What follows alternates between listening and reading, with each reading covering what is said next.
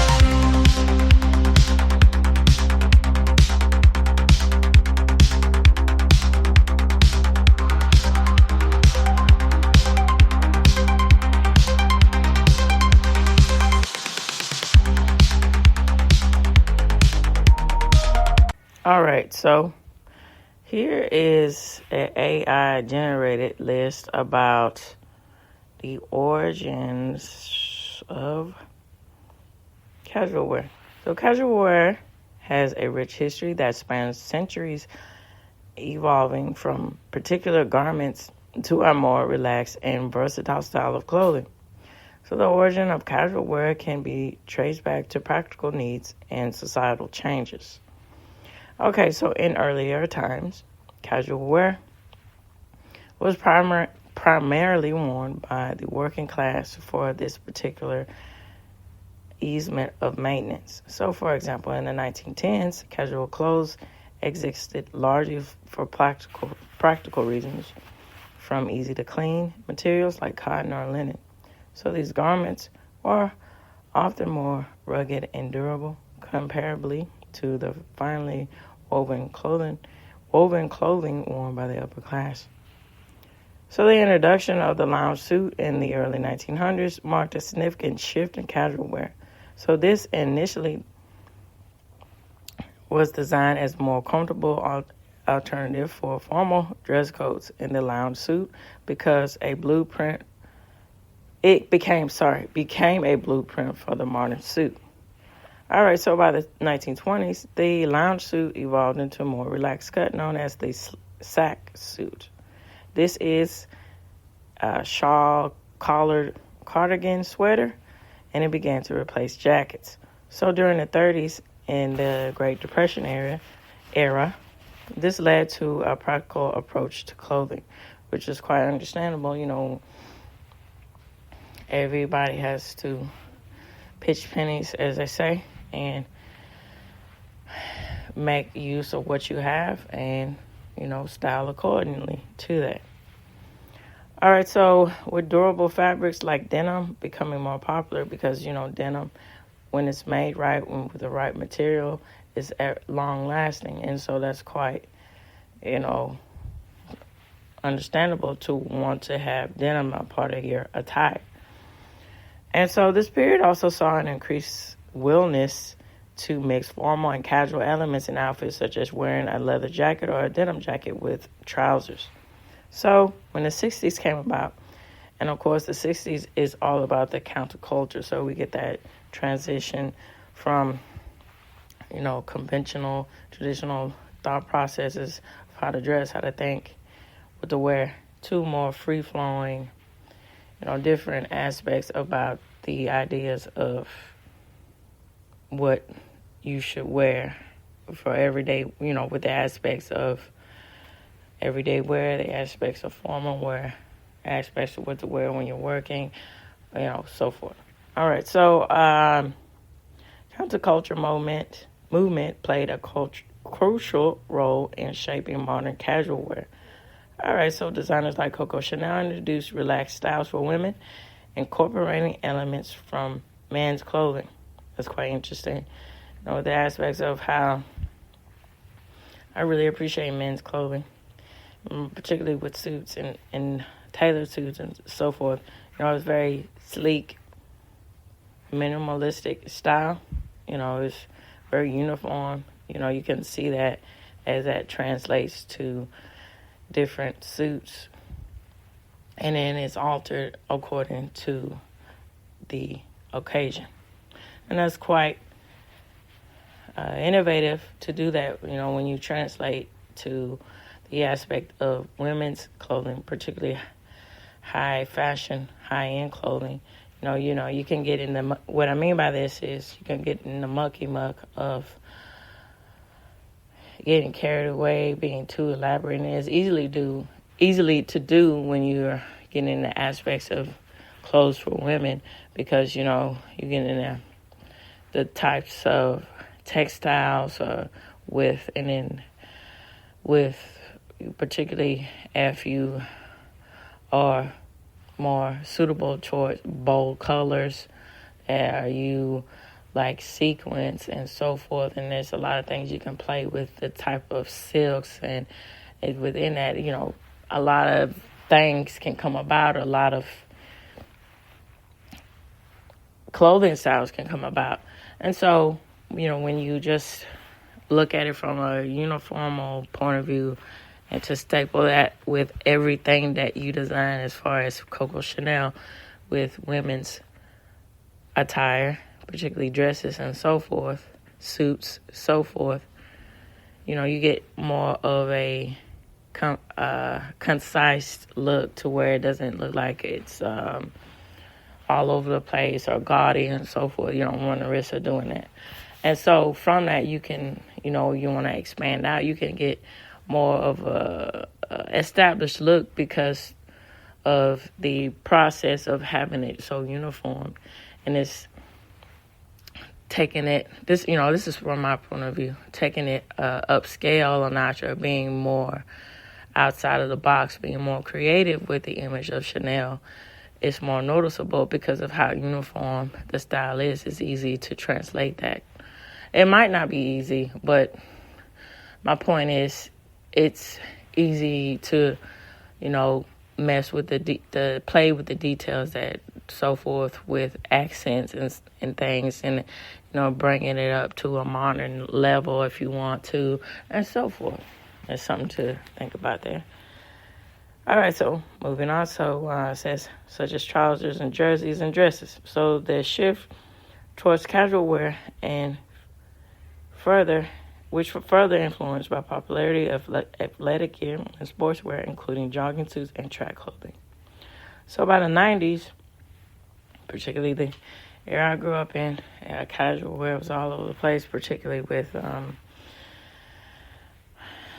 I wouldn't say just with rock music. I would say that was just the flow of the time. When you get in the aspects of wearing leggings and big blouses. And that was prevalent a lot, I would say, more so with the 80s with that style. And you get a bowler hat, so forth.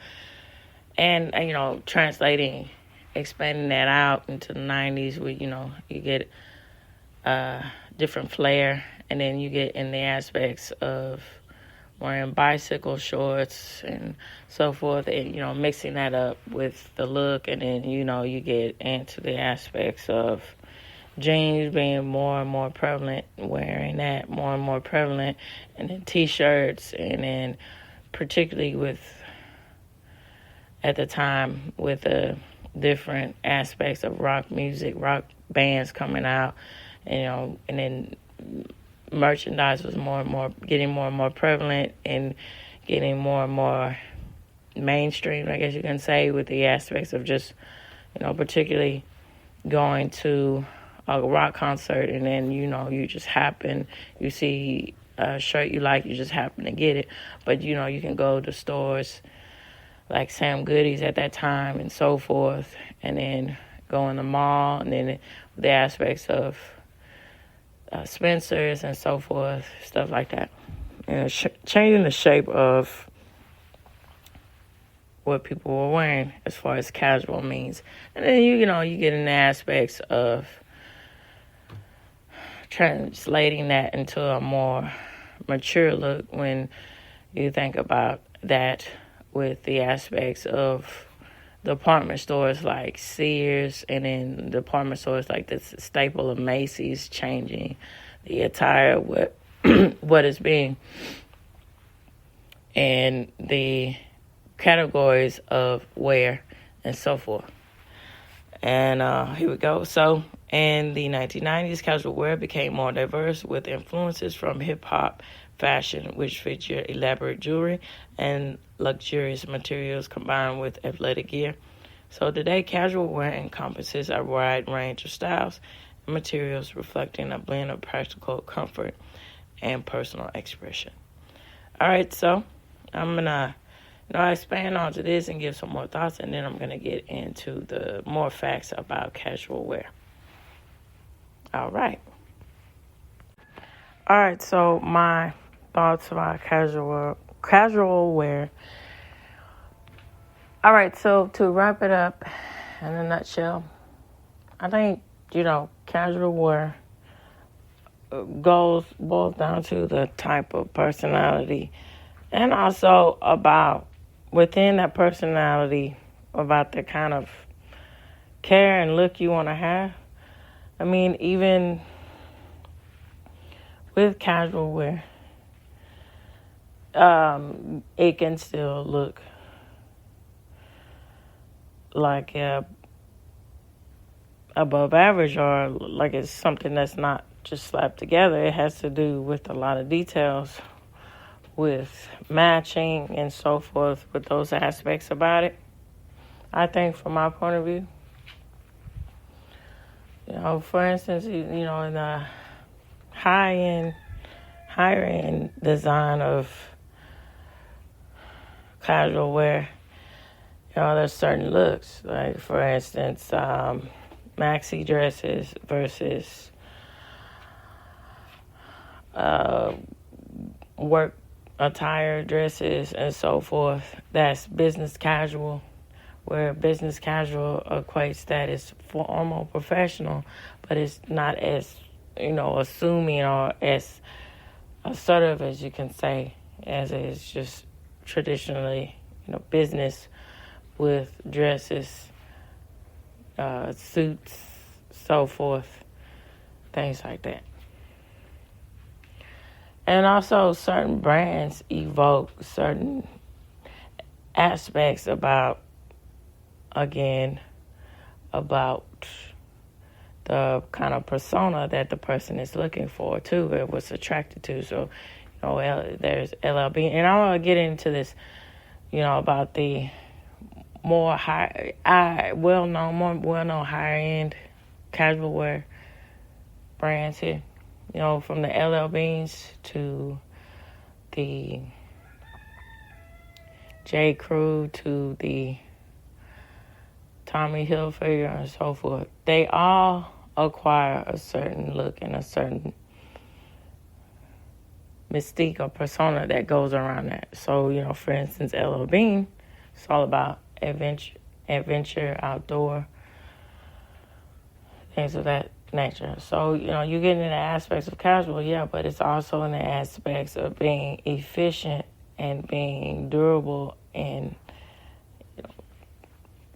trustworthy in the material and everything that you're buying and that you're using to get you through the weather elements or to get you through the adventure that you're embarking on and your travels in nature and being outdoors, being that type of person versus the other brands that I was saying. They are centered around the aspects of American laid back looks. And I think that's something to really consider here when we talk about the aspects of casual wear. All right, enough said, just going to get into the facts of everything. Here we go. All right, so this is considered a deep dive about the aspects of casual wear and its evolution and how you get these cultures within the casual wear. And then, it makes a whole lot of sense with the aspects of how that shapes pop culture too. All right, so here we go. It says casual style is the epitome of laid-back elegance, offering a blend of comfort and chic that epitomizes urban sophistication. And of course, this source will be provided for you in this episode here. So it is the fashion sweetheart that we've all embraced. We're known for its adaptability, and easygoing vibe. All right, so the history. So it's talking about Teddy Boys. It's talking about the aspects of skinheads with punk rock and everything, and football fans, and Teddy Boys with the aspect of the teeny boppers from the 1950s and so forth. So that's quite interesting, before I get into the aspects here about everything. So, case in point, Elvis Presley, with his influence on music and his influence on culture, that it was already being more prevalent, more pressing about the rebel without a cause look, that bad boy type of look. But it's quite interesting how this article breaks everything down. So I'm just giving my point of view about it. So, there's a lot of controversy that goes within Elvis. Is, see it for what it is. It's just unfortunate when that gets into the aspects of, some people, when they think about Elvis, is he's stealing music from black people and so forth, which wasn't the case. He was just making a genre more popularized, and that, what's wrong with that? And then, so forth and so on.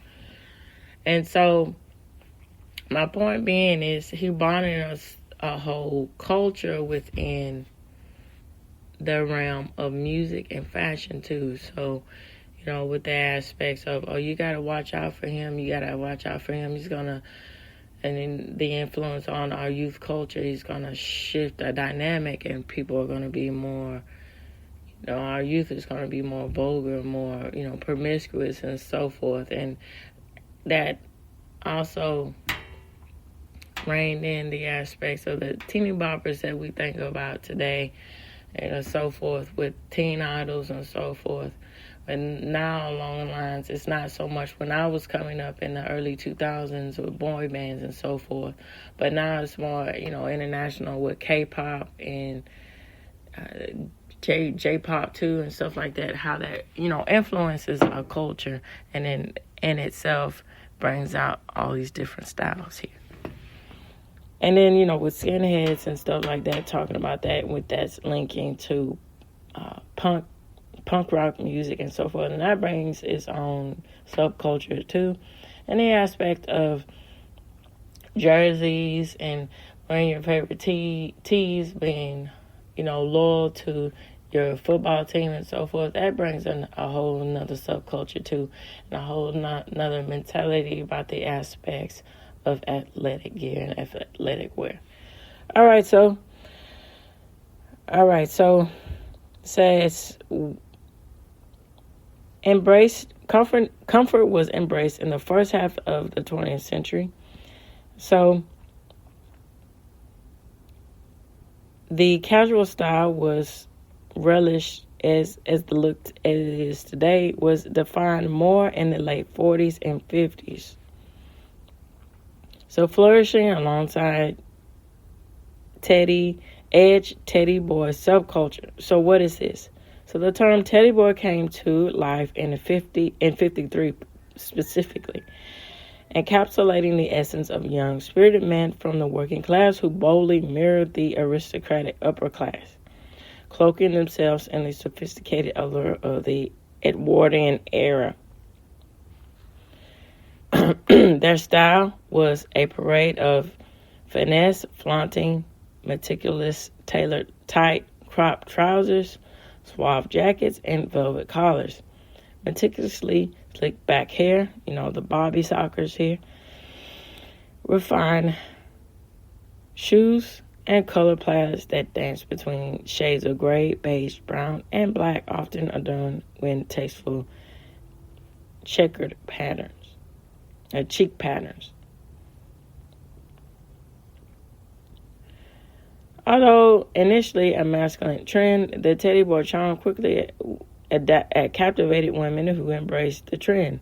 So this intertwined men's tailor suits with the rock and roll flamboyance of here, as I was saying, by Elvis Presley, inspired hairstyles with that pompadour and so forth. And it's quite interesting how that resurfaced itself about how within the culture it sets trends, but it's also nostalgia within that culture. So what I'm talking about here is how the 50s resurfaced itself back in the 80s and so forth, and how that spreads out into the international appeal, particularly in the Asian culture with the aspects of Bobby soccer movement and so forth, and all of this, and how that changes and shifts and stands the test of time.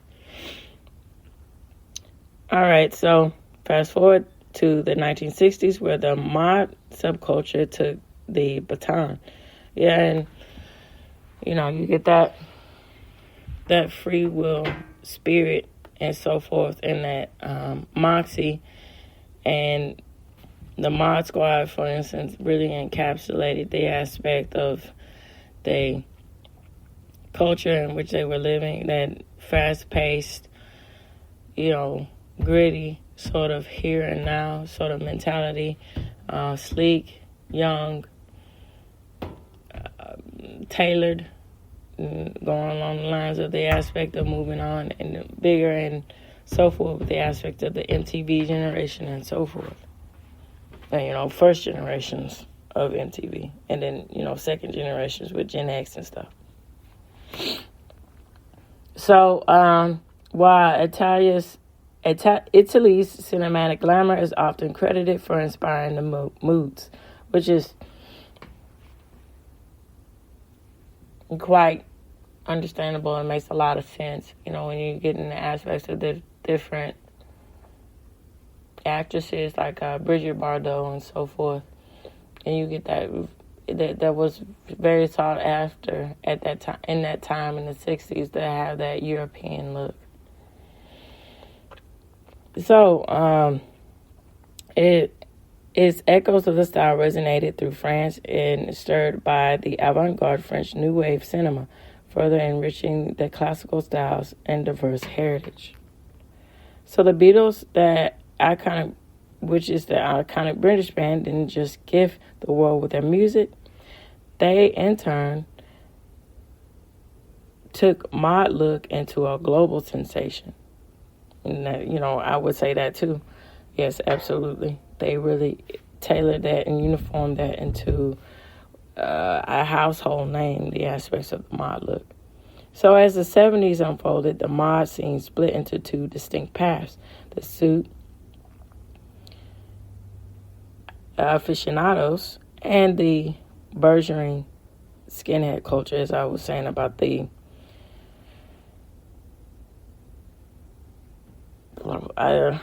tongue-tied here. Well, it's one of those things when you have it in your head and it's just not coming out sometimes. The punk rock movement, as I was mentioning earlier. Okay, initially, skinheads were the working class vocal opponents of the bourgeoisie. So their style, a badge of defiance, but their narrative look of nationalism turned into the subsequent decades. So the disdain for mod wasn't just about fashion, it was a clash of class ideologies. So with their own style deeply rooted in their working class identity. So again, you see this aspect of how political structure does shape the form of what people wear. And so, people get that, but it's very nice to see it written in form and explained like that. So, that can take a twofold turn with the aspects of being in a, gritty life, working class life. You can take either two turns where, you let it, you rage against it and you let it just totally take over your mentality. You become this angry, bitter person, which is a lot of the culture here with punk rock movement or the punk rock scene and so forth.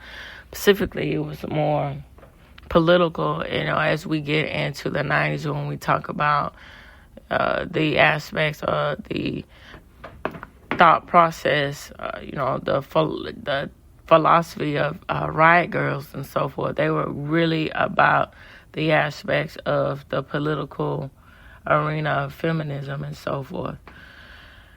But going back to here, and then but also that's what's the really good thing about music. It can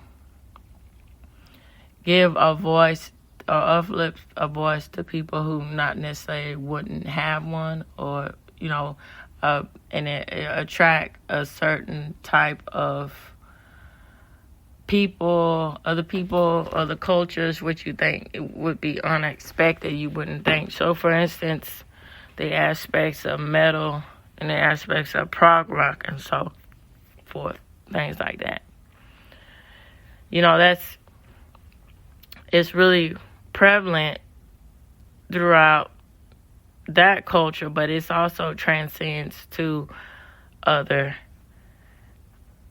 ethnicities and so forth. For me, I like that type of music, metal. It resonates with me and so forth.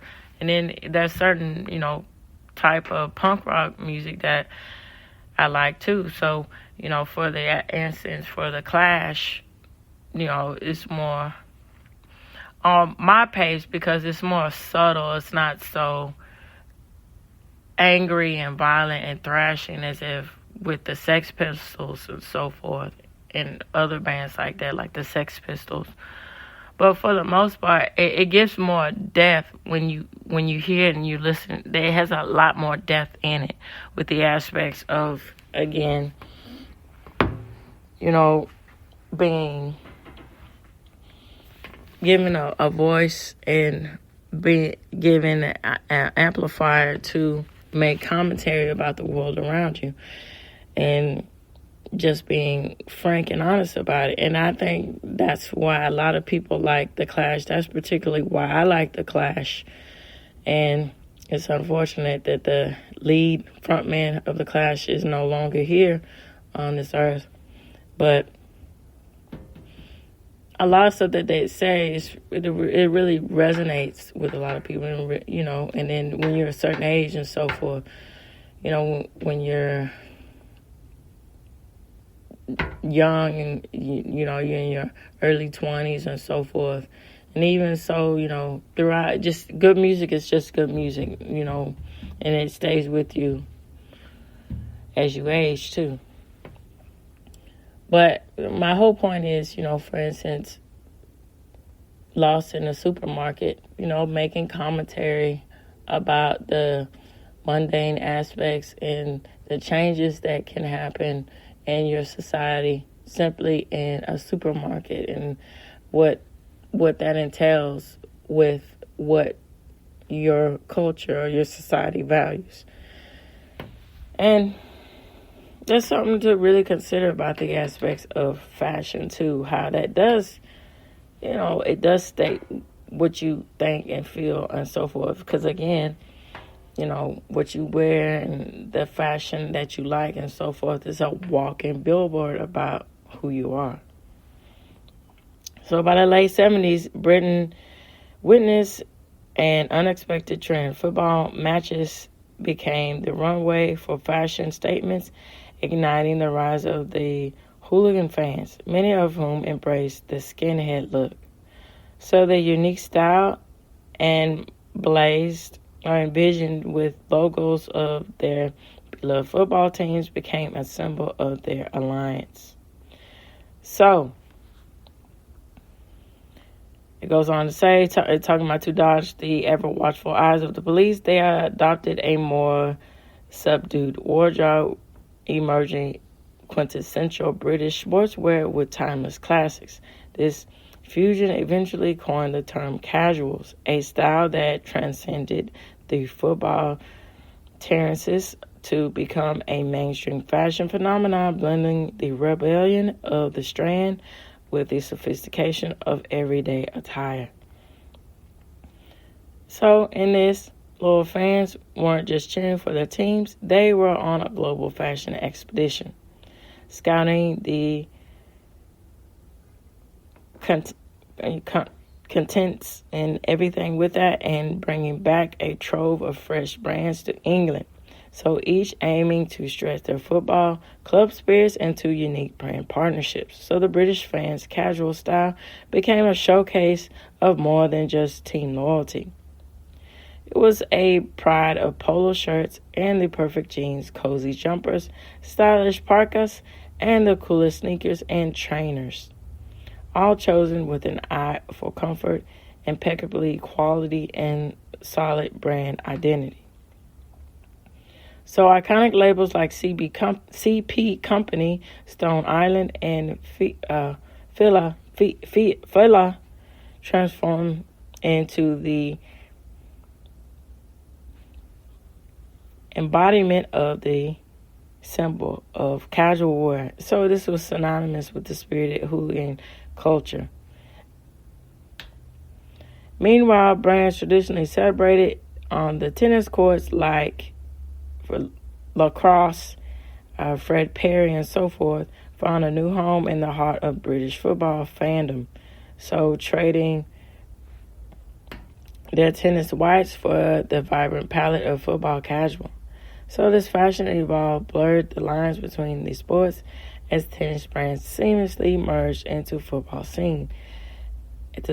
scene, and of course specific identities to embrace the broader, more versatile appeal of the world of fashion.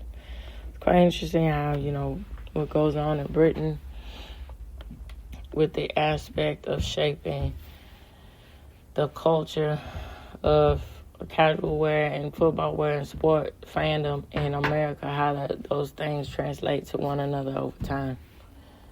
So I'll skip. So the British fan style didn't just leap over the local fence. It valued across international borders with flair. Thanks to the die-hard loyalty and trend-setting taste of football enthusiasts, the casual style scored big, becoming a worldwide sensation by the mid-'80s. This was just the cusp of it. It was hitting the high fashion runways with luxury labels like Burberry, Armani, and Ralph Lauren, just to name a few. And yes, Ralph Lauren had a, certain look where it's more polished, upscale, casual wear. But yeah, it's nice. It's interesting to see how that evolved over time to be more, high couture fashion and some of the stuff that they have and so forth with the Ralph Lauren label. And, Burberry is uniquely British because that's a British fashion company and so forth. So, in Armani, how that, it's interesting how that changed the aspect of making, business suits or business attire, business casual more fashionable and so forth. All right, so once this fan-inspired fashion strutted onto the catwalks, it transcends into football origin. For over 40 years, the casual style has been in a league of its own, continually reinventing itself while staying true to its roots of comfort and effortless cool. All right, so we're getting into the subcategory styles of casual. So we got business casual, then we got smart casual, we got casual chic, we got sports casual. Here we go. So business casual. So in the 80s, yes, it was very, very prevalent with being a business person, being in business, being a tier of your company, being the captain of industry, being in, particularly with the aspect of Wall Street, going to Wall Street to making your money and so forth, with that aspect of being tagged as line of the yuppie movement or yuppie culture, saying, people with the aspects of those who know, but I'm just getting a rundown of it. But, aspirations of being very successful, with that ensued going to college and then so forth. And then getting into the business industry, leading innovative companies to make money and live luxurious lives. So, in the 1980s, rebels morphing into the boardroom, and this links into the mid-2000s, where the spirit of the Teddy Boys meets the modern-day Maverick. It's where comfort with conformability and practicality gets a stylish twist.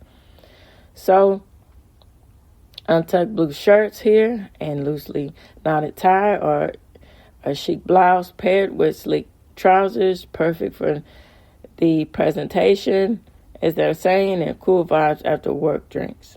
So, picture as the epitome for a man, Gordon Gekko of the times, and then, that leaks into Wolf of Wall Street here, with that negative connotation, but the style in itself here.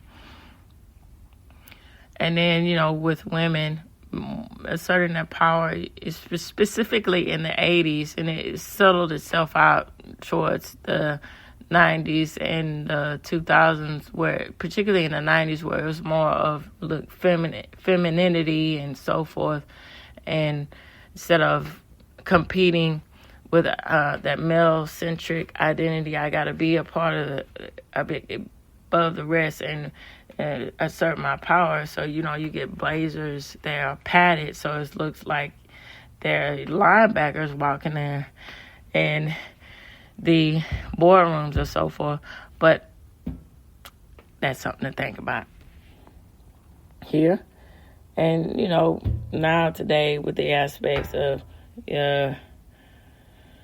casual Fridays, more along the lines of that, and how they encompass a certain culture within that, and then the aspects of business casual and so forth, how that, the dynamic shifts towards being, not more subtle with the aspects of business wear.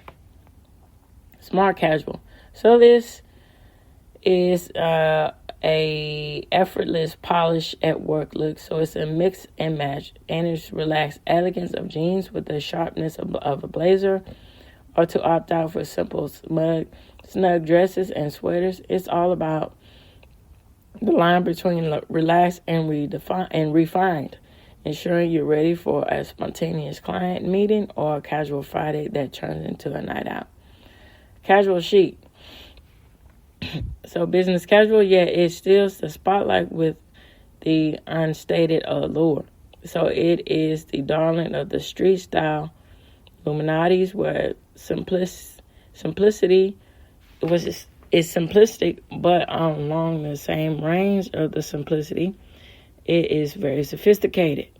So it says, picture this, the effortless glamour of the 60s, the Italian, and international Vogue chic look of that, and so forth. Going back to the mod legacy again. All right, so sports casual, born in the eclectic buzz of football, this style scores with the sporty essence of tailored look for everyday life rather than the game. So it embraces the day in polo shirts, snug puffer vests, and versatile track jackets. Bomber or hoodie for a casual yet chic vibe, and it's paired with jeans and sneakers or canvas shoes. All right, that's something to consider. It's very interesting. It even has the aspects of more things if you're interested about color schemes and so forth. All right, so I'm going to move on. I'm going to wrap everything up about top casual designers and give my thought process of why they're considered top, from my point of view. All right, so this is AI generated. Instead of just saying not only reading it, but also giving some thoughts about it, too, as I read. So Calvin Klein, so known for its casual workwear with a minimalist aesthetic, Calvin Klein is a top designer brand that offers a range of casual clothing, including jeans, underwear, and accessories. All right, so with Calvin Klein, particularly in the 80s with Brooke Shields and its lace in the 90s and so forth, I think marketing is the key buying. The advertisement really packed in the punch for this brand here. You get that risque stuff. They were starting to do more risque stuff and making that more extreme to be more risque with the aspects of sex sales and so forth. And then blurring the lines with that, with youth and so forth, and, begging the questions about that controversy even more with the aspects of Brooke Shields. I think she was underage at the time, and the aspects of that. And it's like, well, what are you trying to promote? And then going on into the 90s and so forth with Kate Moss and then Marky Mark, with the aspects of youth culture, but also it's more subtle. And then, getting explorations of redefining the aspects of sensuality and so forth. And then also with the aspects of heightened sensuality up with a lot of the billboard campaigns were in black and white and so forth. Okay. Stella McCartney. With the focus on sustainability and comfort, Stella McCartney's casual wear collections are perfect for those who want to look good while also doing good for the planet. Now, Stella McCartney is quite unique because, celebrities showcase at fashion shows. That goes without saying, but it's more prevalent with her shows because of her heritage with Paul McCartney and everything, being the daughter. And then so forth. And then it's a star-studded event when you go to the runway shows. And there's something to think about when the aspects of her brand, more like a celebrity clientele brand, I guess you can say. And then I'm going to end and talk about Gucci and Off-White. So the luxury streetwear brand is known for its modern style and designs, which often feature bold graphics and urban-inspired prints, making it top choice for casual fashion enthusiasts. So Off-White, it's like, it gives that mentality or that feel to me about the aspects of, more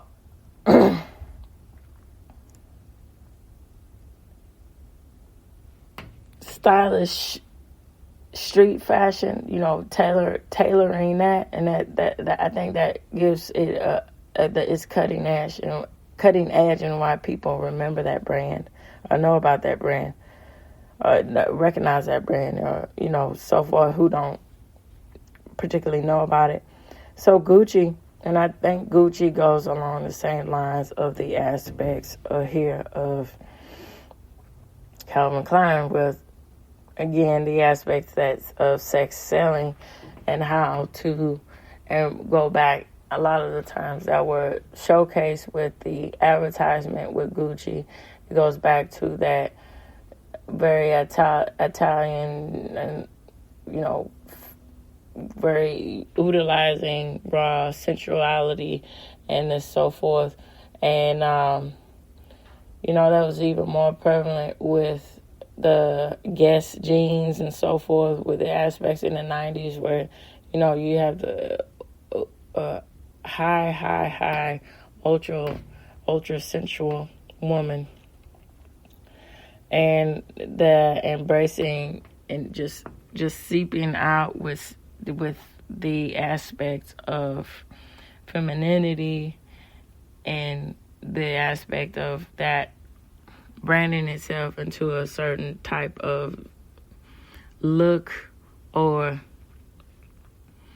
style of Guess jeans. When you think of Guess jeans, you think of being very sleek, very tight fitting, form fitting, to where you show off your curves and you feel very confident in your body. And it's supposed to, particularly for women, it's supposed to evoke that sort of embodiment of being super comfortable with how you look and how you feel, and being very feminine and being very alluring in your femininity, being feeling confident in your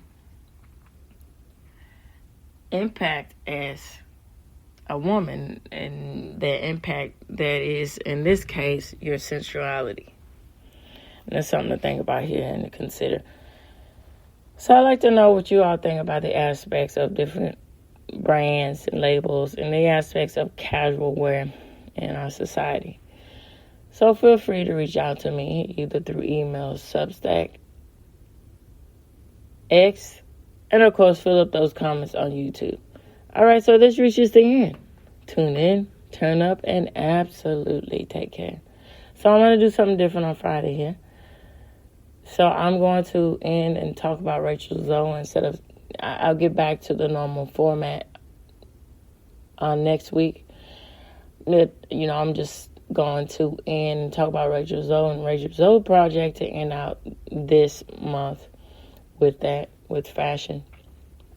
But on Fridays, I'm going to continue that out with fashion, as the months go on here, to, again, fashion is another aspect of what different cultures are saying about themselves.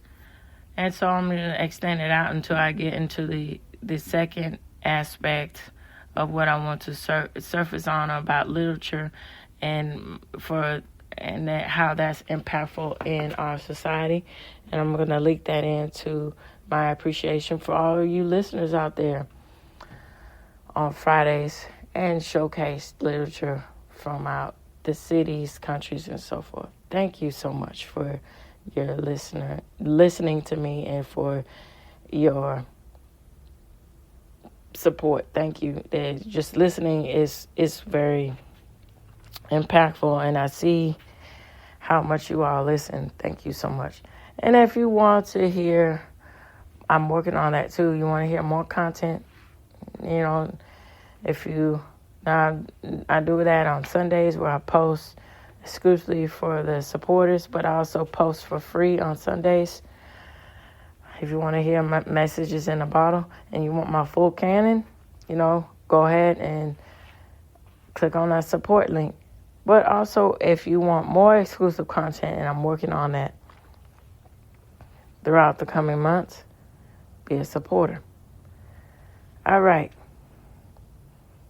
This was the Harboring Light. Bye-bye for now.